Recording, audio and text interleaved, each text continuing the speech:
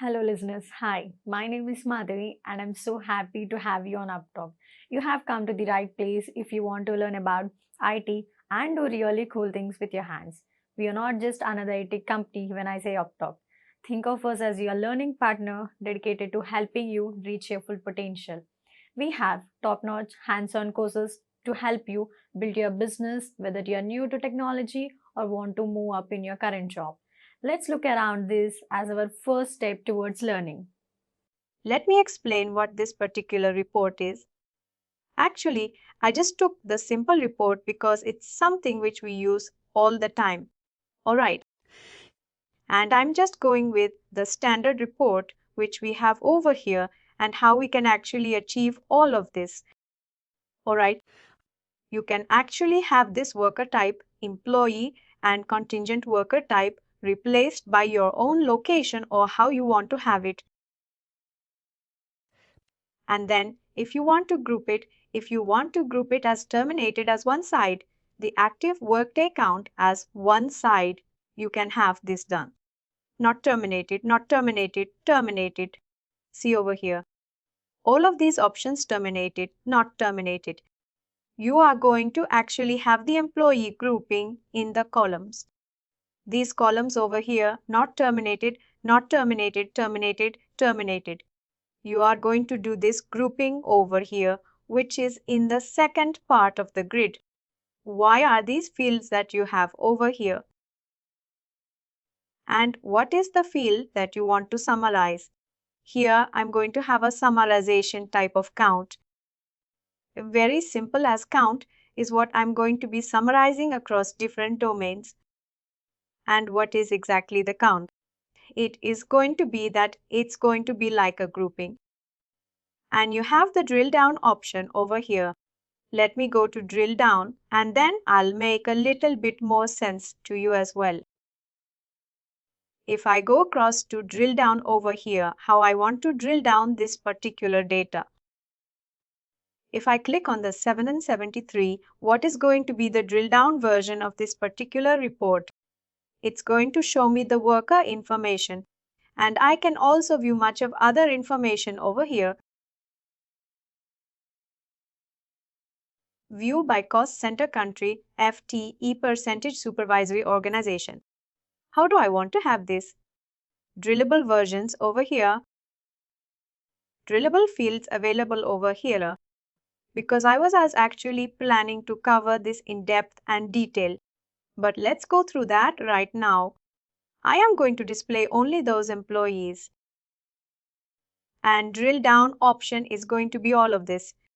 And I can also summarize it either by default. By default, the default value is going to be fetching from your data source.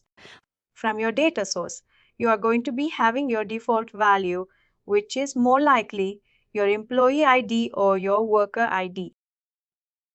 And the details see over here. If I click on details over here, view details, this is only displaying the employee information over here. If I want to add additional details over here, I will add that particular detailed data over here. I will add more detailed data over here. Let me go with from scratch. First, I have just chosen copy standard report to my custom report. I have chosen headcounts by worker type. I have created my own version over here. And this is the matrix report which I am trying to achieve over here. Instead of worker, employee and contingent worker type. Because here what it is actually doing is we have different types of employee type, contingent worker type. And your active inactive accounts, all of these are belonging to this particular field. And it is chosen whether terminated or not terminated. And your count overall. Because of the drill down options I have over here. And I am choosing in your case, you can put it as location. Instead of having it as worker, employee type and contingent worker type, you can rather have it as just location only. And if you want to have it for a specific location, say for example, if you want to have it only for the US, you can have it as filter option, country in US, or you can have a prompt over there.